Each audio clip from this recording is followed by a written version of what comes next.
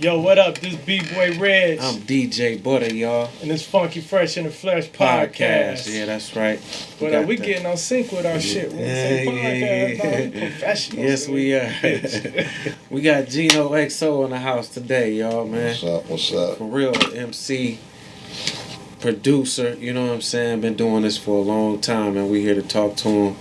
Let y'all know the scoop on Geno XO.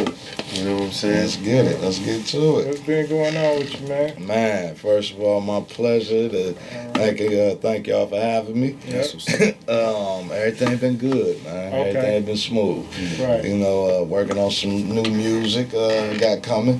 Okay. And it's trying to stay busy, man. Your music with your bars or somebody else?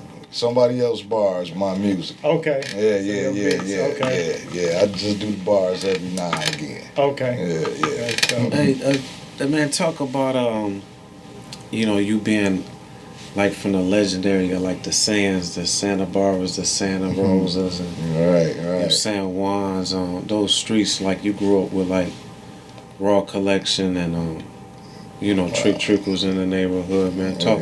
Talk about that whole gumbo over there, man. Man, that's that's a classic area right there, a classic area.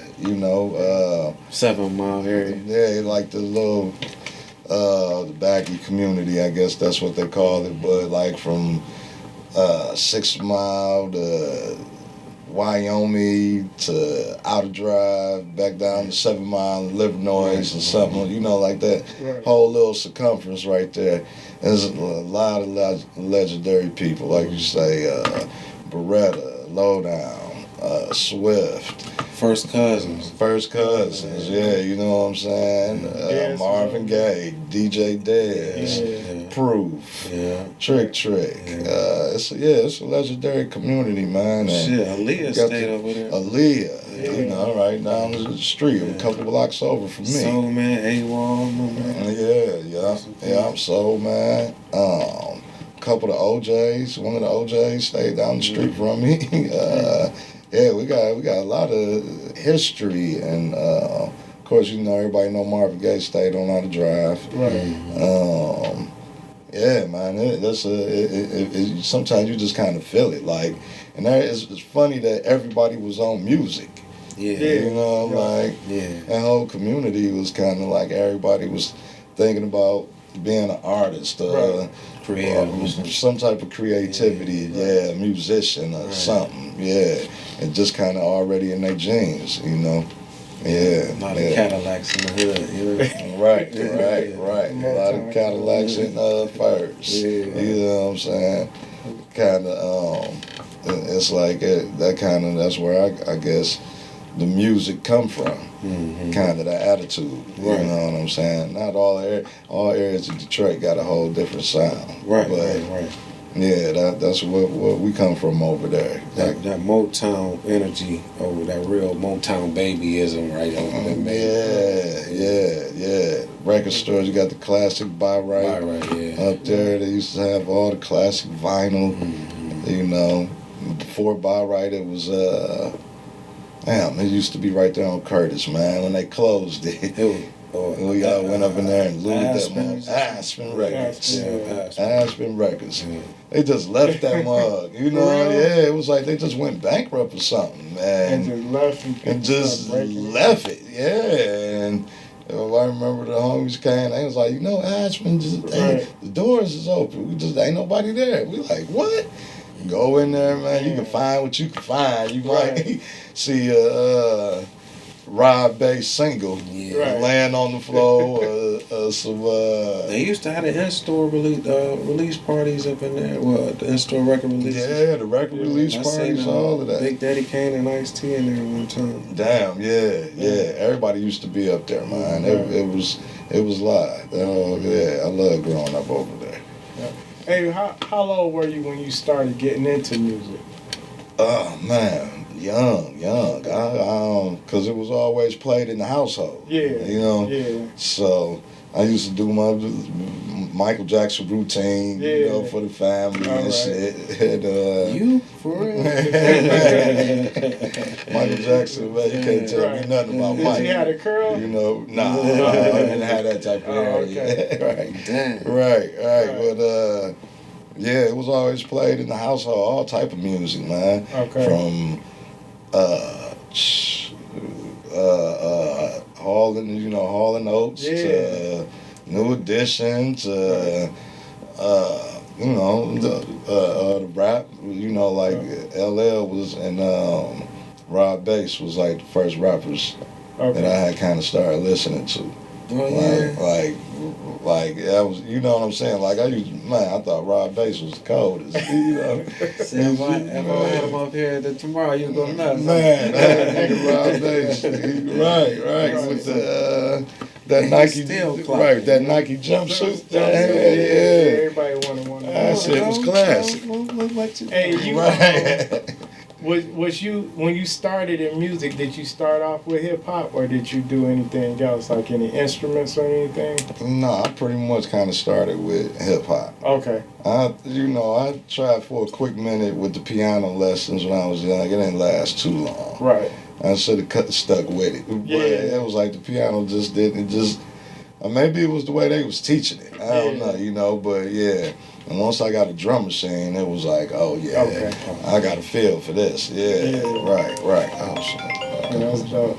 Well, tell us like who was your influences as like an MC producer, man? Because that's what you known as for our culture. You know what I'm saying? Like for real,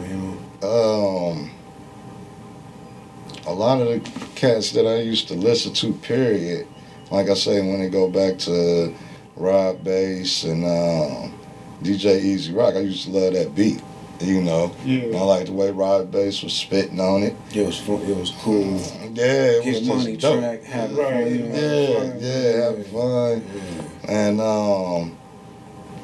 And I just always wanted to be on that side of the game. Like, oh damn, well, not that side of the game. I wanted to do it all. I kind of went through everything. Right. Like Juice kind of really turned it up a notch. Like I wanted to be a DJ because, like I say, knowing Dez and all of these cats around me that actually do it and was good at it, it was like okay, P Groove and the Inner Circle and Los and Beretta and knowing Swift, and it was like, damn, these niggas really sweet. Right. So it kind of really influenced it even more. And once I started trying it out myself and getting the good feedback, it was like, okay, now I'm kind of stick with this shit. This shit is, okay, maybe it's a lane for it. It wasn't like how it was back then, but it was like, okay, we could do this. Let me get some turntables, and then Juice came out, and it was like, oh, it's over. This shit, I learned that nigga whole set back then. Oh, you copied the Juice set? Right, the DJ battle. Wow. Right. Well, I used to make little mixtapes for my homies in high school. It was just, I ain't never recorded it. But DJ Geno, just that, man, I used to watch that movie over and over. Wow. So go to Buy Right, go and get my records. Right. You know what I'm saying? And come back and practice scratching. And Dez, he the one that kind of showed me how to get the rhythm of it, Okay. Changing hands and all that, because I only could do it with one hand at first. He was like, you got to be able to, go back and forth. Yeah. So it had to learn that. But, it was like, once I got into DJing, then it was like, I want to go further with it. I want a beat machine. And Kenny Dixon gave me my first big, Moody Man, gave me my first drum machine. Damn. A Roland human rhythm composer. Oh, yeah, I remember those. That black one with all the 808s on it. Yeah. Man, you mentioned a lot of great people in that circle with Dez and everybody, Slum Village and all those guys. Mm-hmm. I know you ran into Jay Dilla for a minute in your time. Yeah, Dilla really turned it up. Like, once I got into the beats and saying, what Dilla and Dez was doing and P Groove, it was like, okay, this shit sweet. This Right. like I'm gonna make these. They doing it with ease, so man, I can learn from these cats. And once I seen Dilla get that Rover, it was like, yeah, it worked. Okay. He really doing this. You was able to sit in the studio with him? Yeah, oh man. I'm blessed to sit with Dilla in a couple sessions, man. Okay. Yeah.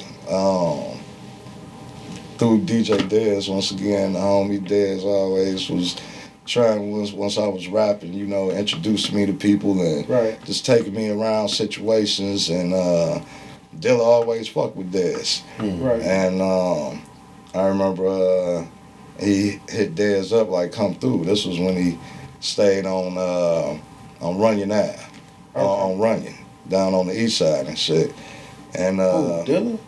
yeah, it was somewhere on the east. Okay. Yeah, I think it was on Runyon. Okay. Yeah. Yeah, I remember. It was, somewhere deep down on 7 Mile, I remember. Okay. If I'm, correct me, if I'm wrong. But yeah, I remember it was on the east. And Dez was like, shit, you want to roll over there? And shit, so I'm like, yeah, let's shit. Go ahead and swoop Dez up. We go to Dilla crib. And I think this is when him and Slump might have just got back from like their first overseas tour or something. Okay. And he was excited. Like, man, his basement was so laid out. It was like, oh shit, this shit looks sweet as hell. You know what I'm saying? Just how accurate his records was, and all put up all perfect and everything. Right. And he had footage. He was like, yo, dog, we just got back from Amsterdam. We straight up walking on the street, and they ain't even fucking with us. We got blunts this long and shit. And he had the camera footage, and it's like we looking at the camera, and we walking by, and you see him walking, smoking a long ass blunt, and the white people, he got the camera, and the white, ain't nobody paying attention to him. He blowing the smoke in the air, people just walking by, some people at the coffee shop just chilling, they waving at the cameras. He was like, damn, nigga, it's legal out here. He like, dog, this shit was crazy, man. Like, he was tripping, and how they was having fun out there. And it was like, damn, okay, this Dilla, we go to Dilla crib, and I already knew who Slum was at the time, so he was, like a super, a hood star, at the time. So I was like, okay. And then we actually had the pleasure of being in the session with him and the Roots, and Common Sense and all of them for the Philadelphia Dynamite song. Yeah. Oh, wow. And nigga, Dez, this was a funny story with me, him, and Dez took me, him, and Bugz to the session. Rest in peace, my nigga Bugz. Yeah, love my nigga. And Bugz, man, can I smoke on camera? Can we do whatever? I'm still smoking. Right. Can I You roll probably up? Bugs in the room. He said, I smoke for that. No, all right, so Dez take us to the session. And like you say, Dilla said, we come to the session and shit. So he knew we was coming. He was like, yeah, Geno Bugz, cool, yeah, bring him. So he like, cool, yeah, let's roll. Right. So Bugz, we get there and we all roll. I think Bugz might have drove or I might have drove. I can't remember. And we get there and we thinking it's just Dilla probably doing some shit because I think Common was in town for a show. Okay. Or something. Common used to come in town and do shows all the time back in this time. So I think Common was here for a show or something. So we go there and it was at Studio A. Remember that shit like down there like it was yesterday. Yeah, out in Dearborn. Yeah, at Studio A. And we get there and shit, we chilling and shit. We say, we chopping it up with Dilla. He, what up? Everybody dap each other up. He like, go ahead, y'all roll up, smoke, do whatever. So we smoking, man, Bugz chilling. And next thing you know, Questlove come in. I'm like, oh shit, like, what up, though, Quest? What up? And then Common will come in. And then Black Thought. And his two cousins, one of the dudes that was on the song, come in. So it was like, oh shit, we wasn't expecting that. We tripping like, oh shit.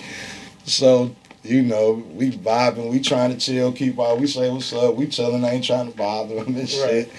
So,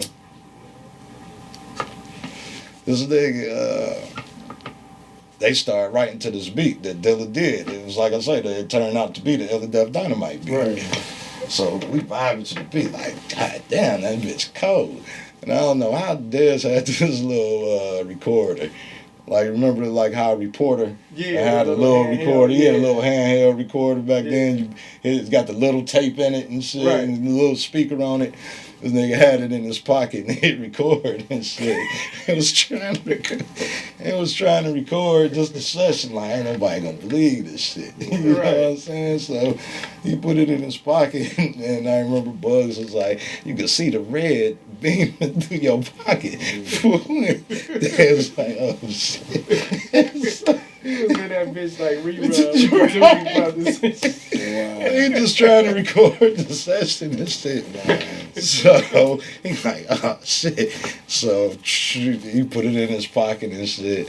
And he still tried to let it, like, I'm still just let it record. I'm just gonna let it record. Right. So me and Bugz in there rolling. So we just there as MCs, we like, fuck it, we about to write to the beat too, you know. Right. See what's happening. So I'm like, bet, yeah, I'm about to write to this motherfucker. Fuck it, we in here with legends. Right. We gotta get this shit a shot.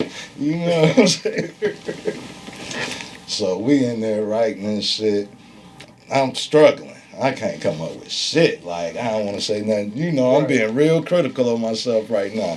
So I'm like, fuck. About 45 minutes go by, maybe about 45 minutes, an hour and a half, and 2 hours, and Bugz was like, I got something. So, mind you, everybody's still in the studio. Right.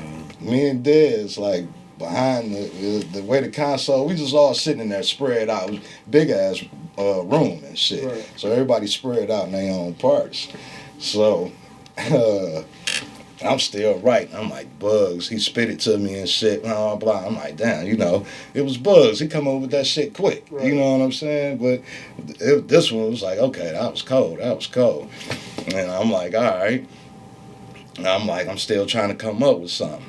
So next thing I know, I see Bugz get up and walk across the room towards Black Thought. And I'm like, oh shit. Like, this is about to go for it. Like, he about to go for it. That sound like Bugz. Man, nigga get up, go over, man. You know Bugz, right? He get up, go over there. And he was like, hey, yo. Can I spit my shit? Can I, spit this shit? Wow. So, mind you, Black Thought, he's smoking a blunt. He got his head down. He deep and right. Like, he Black Thought. Like, he coming up with some shit, probably. So, he like, go ahead, son. Bugz spit his shit. And he was like, yeah, that's cool, but you know what, I'm trying to write right now, so let me finish this and get back to the song. And y'all can't smoke in here. Damn. Because Bugz had a cigarette in his hand. Right. He was like, you can't smoke in here either, man. Y'all take that out? So I was like, it was just Bugz like, all right. It was because I knew, like, man, I don't know if you're going to get on this one, but I think it was like, yo, I'm still trying to write, man. So, that's cool.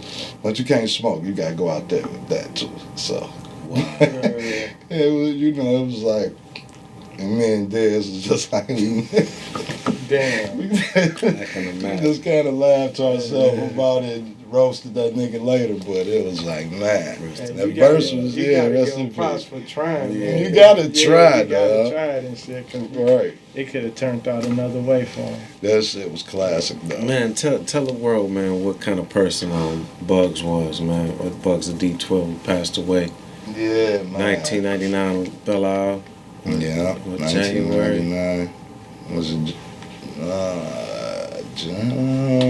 was it March? No, that was way after January because it had just. No, it was hot. It was at the picnic. Yeah, it was like April or something. Yeah, it had to be like April. When school let out, so it might have been like June or something actually. Yeah, somewhere around there.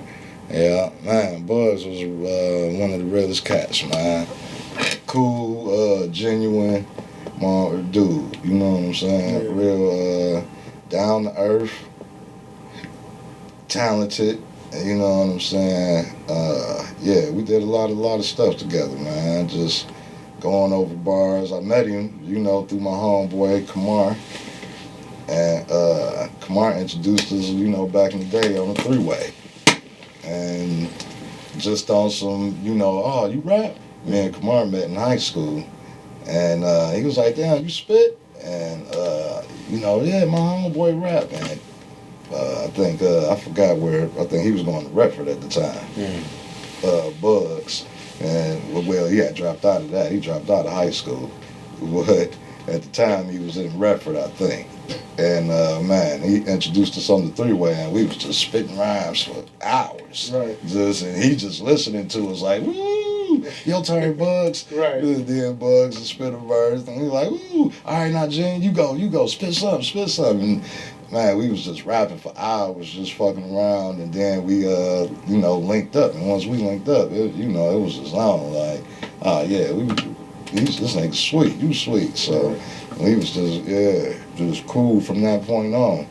And wrote a lot of songs together that just never got recorded, you know, due to lack of equipment and money back then. It was more expensive to get in the studio at the time. But yeah, he actually is on the classic song that's on your album. Yeah, Kill the DJ. Kill the DJ. Yeah, listen to classic. Yeah. He on my album Act the Fool, song Act the Fool and Kill the DJ as well.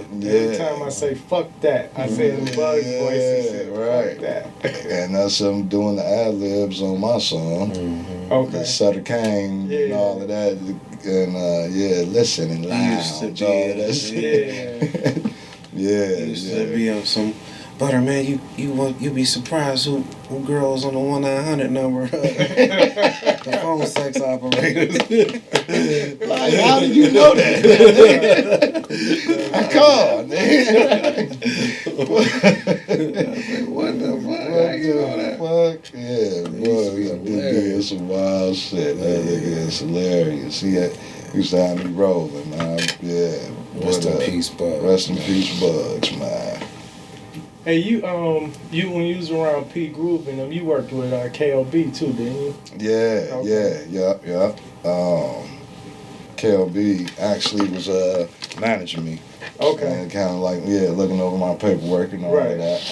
When I was signed with You got some P Groove. vinyl out there? Yeah, put the vinyl out through Hypnotic Records. My nigga, what up, Groove? What up, KLB? Yeah. And yeah, man, we did our thing. That them projects is still on the net. You know, that was the I still see the vinyl in the exclusive. stores, man. Yeah. Okay, that's what's up. Yeah, the exclusive project. Yeah, that's what that one. Yeah, it's classic. That was, you know, KLB was my man. So I still actually, you know, we keep in touch when we can. Right. Yeah. I ain't talked to him in a little minute, but yeah, I think the last time I talked to him though was like around Thanksgiving, so it ain't been too long. Right. Yeah. Man, our cameraman, Ron Mo, he said he walked in your crib and Bushwick Bill was there.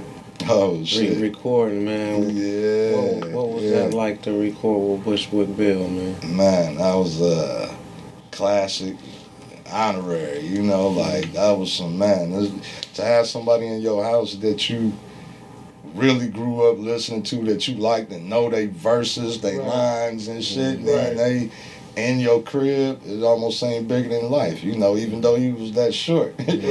My house almost didn't seem big enough for him. Like, damn, this nigga from Bushwick in this motherfucker. You know what I'm saying? Like, yeah, that shit was unreal. It was surreal, man. And how many records y'all do up in there?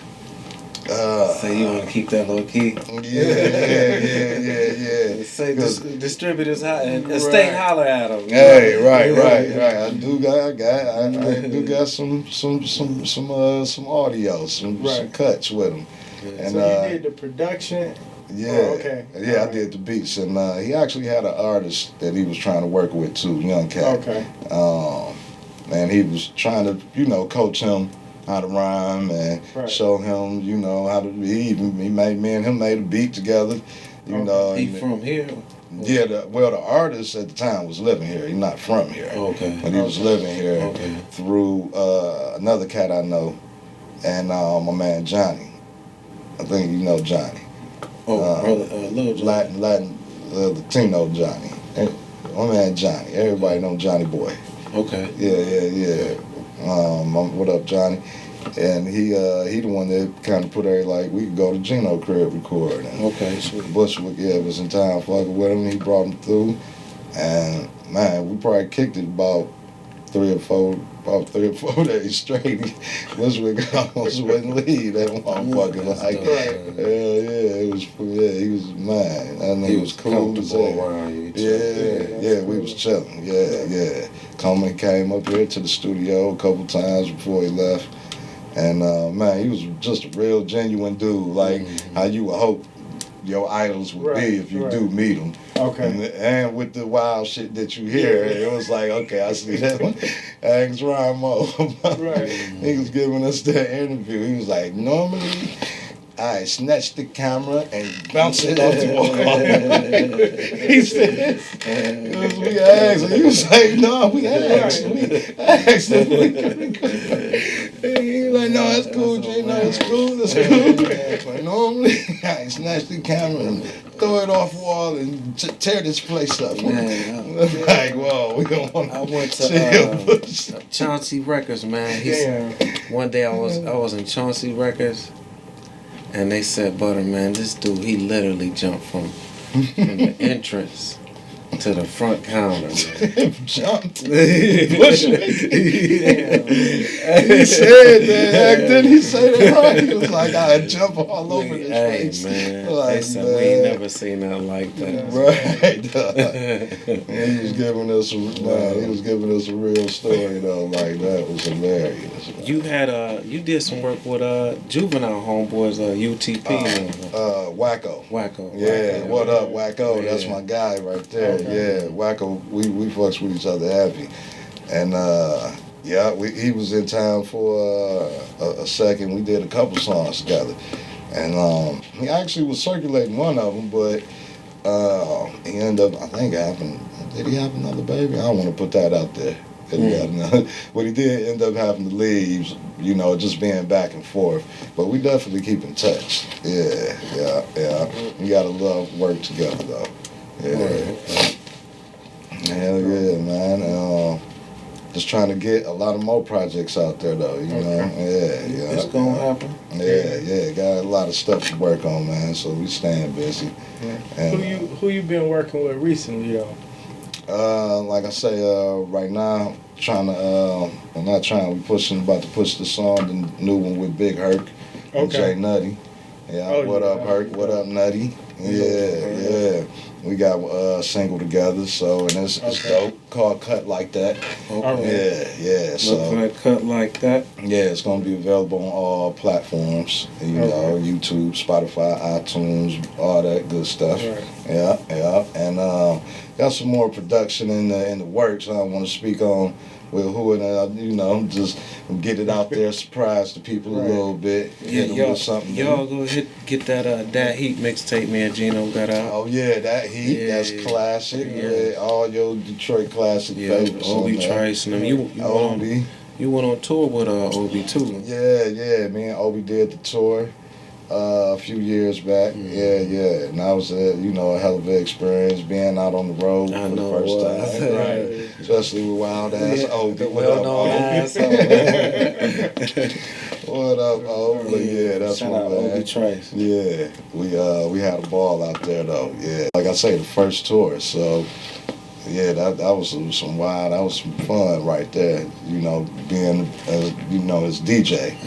So yeah, we had to rehearse, and I had to learn. It wasn't even. I'm thinking I'm gonna be on some turntables. It's a push button machine. Okay. You know what I'm saying? Like, oh shit, it looked like an MPC, so I could figure this out. You know what I'm saying? And once we did the first couple shows, I had it down packed. Then you know, I was like, oh yeah, I like this. But I can see how people be tired of going on the road, going city to city. And eating at McDonald's every day. Every day. That shit sitting at the bottom of your stomach. Man, you changing climates all the time. And like you say, you really ain't got no good bathroom. You want to get comfortable, man. Can't wash up properly. Niggas booking you in bullshit rooms sometimes. Like, oh, man, one of them rooms, that shit straight up was some Scarface shit. Like, dog, they booked us here, and the dude instantly got us out of there. He like, man, I left it up to so-and-so, my homeboy, to do blah, blah. But, man, it's like, nigga, we is nuts, man. That shit look haunted, nigga. Right, so shit off the road, for real. Right. But, yeah, that was the experience. You learn a lot of shit on tour, man. Got to be a team together, work together. Yes. You know what I'm saying? Have each other back. Hell yeah. I almost got into it with some Mexicans in one spot. Damn. Like, oh shit. It's like, you don't know where you at. Right. And this like, they fucking turf. Right. You you got to adapt to the culture. I'm thinking it's a real taco truck. Right. I think these niggas was selling birds out there, bitch. They want to meet Obi and see what's what and all that. That's they didn't know we was with Obi. Okay. And once they, I guess Obi from inside the restaurant kind of saying what was going on and shit, and they come outside because they was all like walking up to the truck like, what's going on in here? And all of this shit. And we like, his cousin, it was me and his cousin in the truck. And he like, shit, what you all in our truck for, nigga? You know. And a couple of them came from out the taco truck and like, oh shit, this must be they hood, you know. And then Obi and them came out and they like, oh, what's going on? And everything got squashed and shit. But after all that, it was like you say, I think they where the show at? You know, want to come through to the show and shit. Right. So yeah, everything worked itself out. But you go on other niggas' grounds, you know. Trust me. Man, on the West Coast, I know. Right, especially in LA. Man, I ran out of air one time, pull up at the wrong air pump. Then, that's all I heard was like, learn how to speak Spanish. Rosetta. Like, damn.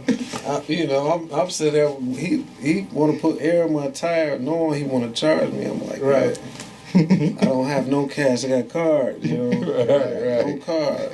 You know? He ain't trying to hear that. Man, that's so crazy. Nah, you got something. There's tattoos everywhere.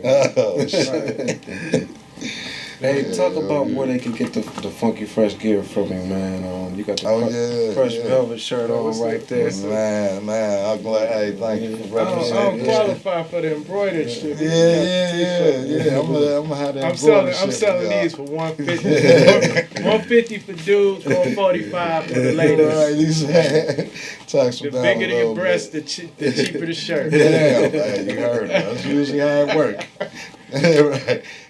Yeah, man, check out this the XO apparel line. Yes, this Barry the Bear is like the mascot. You know, he like the. You call him what? Barry the Bear. Right. Barry the Bear. Barry, yeah. Barry like Barry. Like Barry. Yeah, right. Like Barry. That's right. Butterberry. You gotta make a butterberry. Right. With the turntable. Right. I might put that one and a B-boy put that one together for you. And the B-boy bear. For real. But yeah, XO apparel, man. Me and my partner Malik, we've been pushing it shit like for a couple years now, since 2017. Okay. Yeah. And XO, it's circulating. We doing our thing with it, and it's seeing a lot of stuff to kind of look like it. I ain't gonna, Yeah, I be seeing that shit too, Yeah. They super biting, man. I ain't noticed no beat up teddy bears until we had kind of threw it out there, So, but hey, everything I go, we got a lot more stuff coming, so I ain't even worried about that. No doubt, but this is we always gonna bury the bear, like I say, like our mascot, So you can go to XO Apparel 77. unreleased.com. Okay. That's with the website. Check out the denim jackets, sweatshirts, hoodies. Gonna have some new spring items coming soon. So yeah, we're gonna keep you informed, keep y'all fresh with it. Send y'all a new, care package, with a bear package, as I should say. Right. Send you the bear package, and we gonna keep coming with it. You know. Yeah. Hey, talk to me about or to me and B-Boy Reg about studio etiquette, man, and people skills and brotherhood. You always had a good a way of keeping good energy around you, and just how important is that? You know what I'm saying? Because I watch a lot of studios come and go. Yeah, you know what I'm saying? You stuck around and still stick around and meet younger energy as well. Right. It's really, it's hard to kind of bob and weave through that because you got so many people that want to be artists now. You got everybody and their mama that want to rap. Right. And some people, they rap one week and next week they want to do something else. They want to be a photographer, or they want to start making shoes, making clothes and shit. So it's like, every dollar ain't, good money for sure. Sometimes some energy ain't even worth recording, Right. And you could tell when a motherfucker just bullshit. Right. Like, you just want to come to the studio and get blows. You need somewhere to go. And you really pay for it's it. Like it's just a hangout for you. Yeah. Y'all kind of rapping, but you really not. You know what I'm saying? So it's like, if you're going to take that money, know what come with it. A bunch of bullshit sometimes. So sometimes, hey, I could use the money, but I'd just rather not take it sometimes, And I think that's what kind of helped me keep a certain type of artist, a good energy around the studio, just not willing just to accept anything. You know what I'm saying? I mean, I done seen Jimmy Hoffa, rest in peace, with Redbone and Sada Baby on the table here dancing around, man.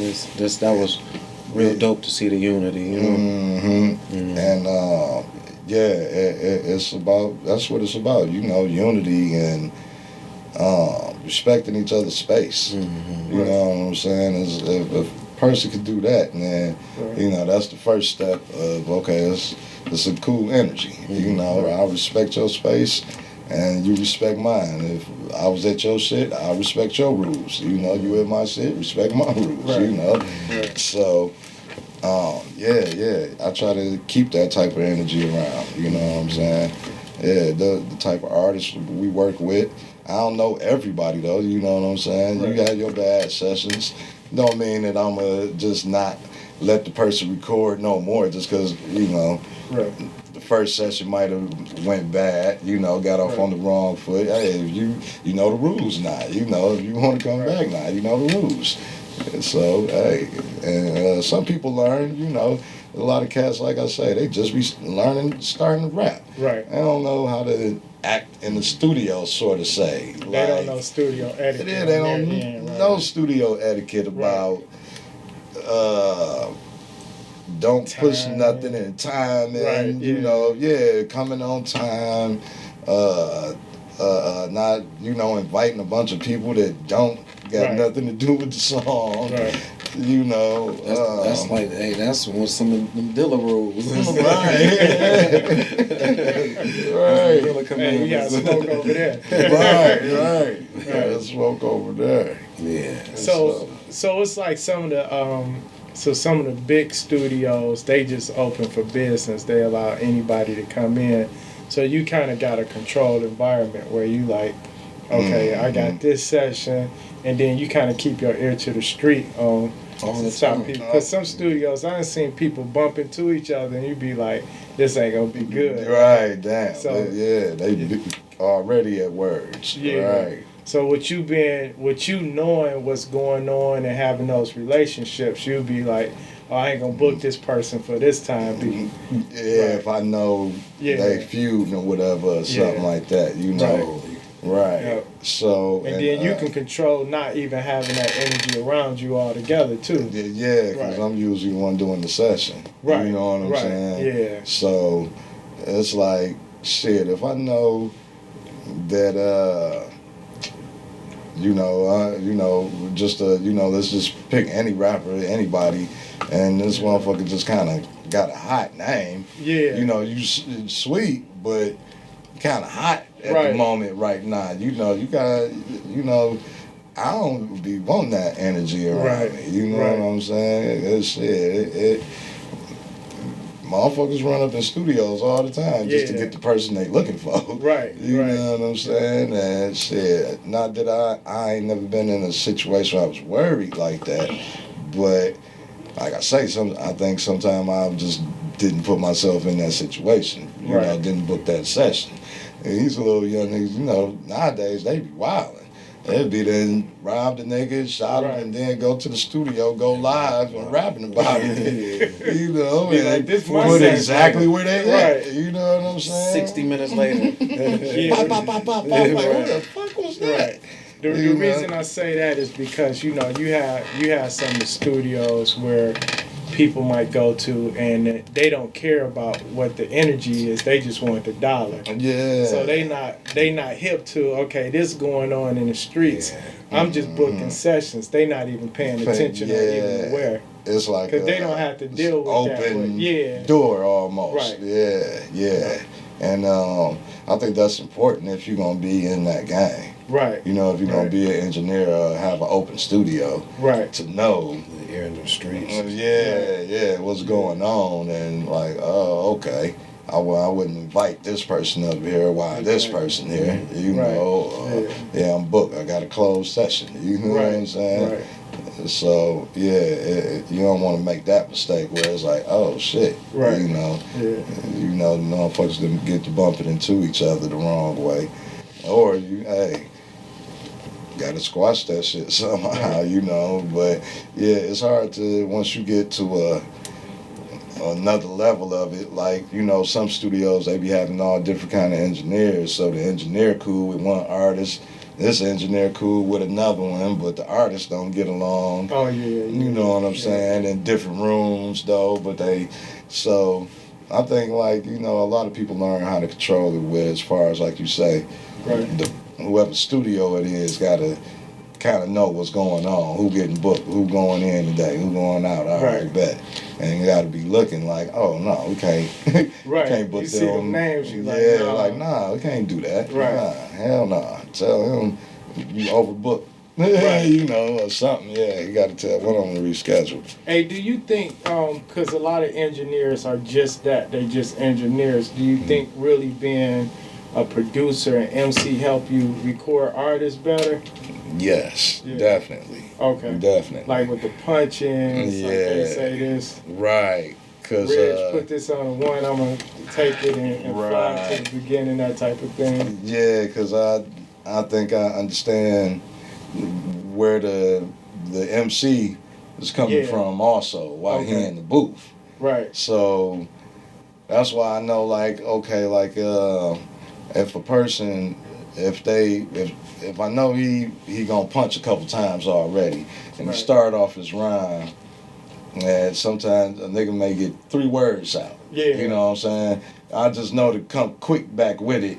It ain't do you want to do it over. Of course he want to do it over. Right. But the way an MC brain work, he's saying the verse already over and over. You saying it to yourself to try to get it right. So I just like to keep, because that's what I would be wanting. Okay. Like, don't let me keep hitting it from the beginning. Let me keep doing it. You know what I'm saying? Until I get it right, because I'm saying it in my head. I'm just keep punching you until you keep going. And it's like, oh, okay, there you go. Then, so. It's like an exercise. The more they do it, and they just keep going on. You got that rhythm. Now you got the rhythm of, okay, I was supposed to come in right here. You stumble. I ain't even going to say, we about to do it again. I'm just, doom. You going to hear the beat. It's going to click back. and you already trying to say it in your head. That's how I was as an MC. Yeah. Like I'm constantly trying to repeat it. Right. So damn, I wish I could tell this nigga to just if I fuck up, just play it back. Just play it back, and don't take me back too far. Take me right there so I can doom. You know what I'm saying? It's like the perfect setup for the next punch in, right? Next bar and everything. Yeah. Let me hear them lines before it. You know what I'm saying? Right. So yeah, I think that definitely helped with me engineering other artists, because I remember being in the booth and like, damn, you know, some engineers is slow with it. You know, they just don't know got a helmet what to do. Yeah. And you know, and you know how to deliver the message too. So I was recording. Geno was like, "Yo, fat ass out of breath." He was like, "Punch in." And I was like, "No, man, I got it." You need some Gatorade. You need some Gatorade. You need oxygen mask. I just know how to say it the right way. Yeah, but no, I think that is the advantage of you being a rapper and engineer, because the MC and sometimes our egos are getting away where we recording like, no, nigga, I want to be like Jay, one take. Yeah. You know, you're like, no, you ain't one take. Right. No pen and pad, nigga. Right. Well, let that slur be the slur. Right. Like, no, not on that one. Right. The other one, and yeah, I noticed that, you know, especially with, that's like our era of MCing. Right. A lot of cats, they want to go through the whole verse, even though they wrote it. Right. You know, they already got it pre-planned. Yep. But they want to go through the whole verse, and they get damn near right to the end, fuck up one time. It's like, nah, take me back.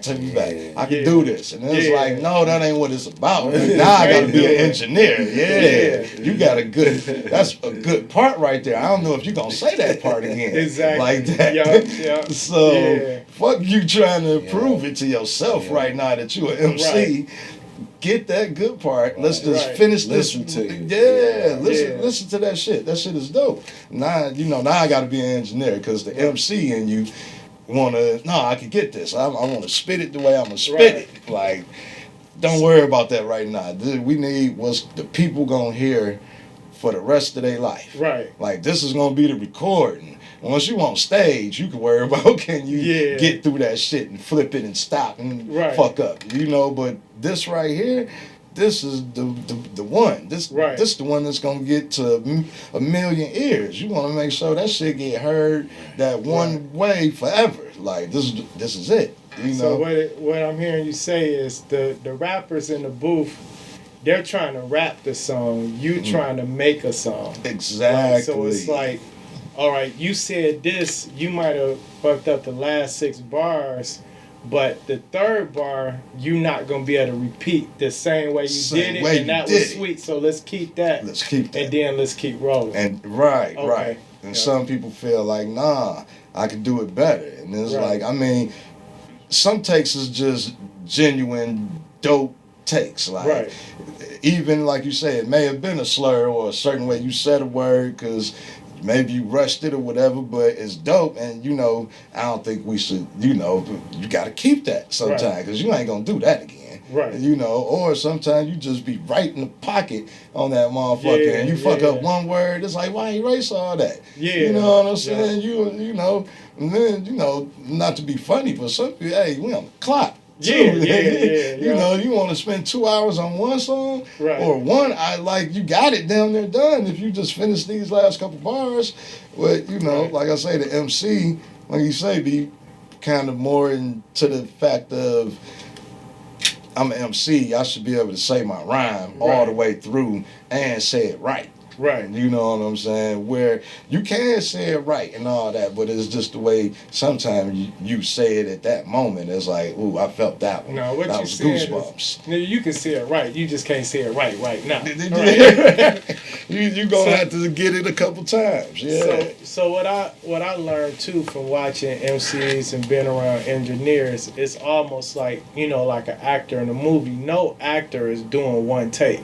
Exactly. You know what I'm saying? They doing multiple takes, and they cutting and splicing them up and putting them together to get the best final effect out of everything. So that's kind of what you doing like a director with it. Yeah, like yeah. You wanna get the best takes. Like you say, the actor, they gonna fuck up on a couple lines sometimes.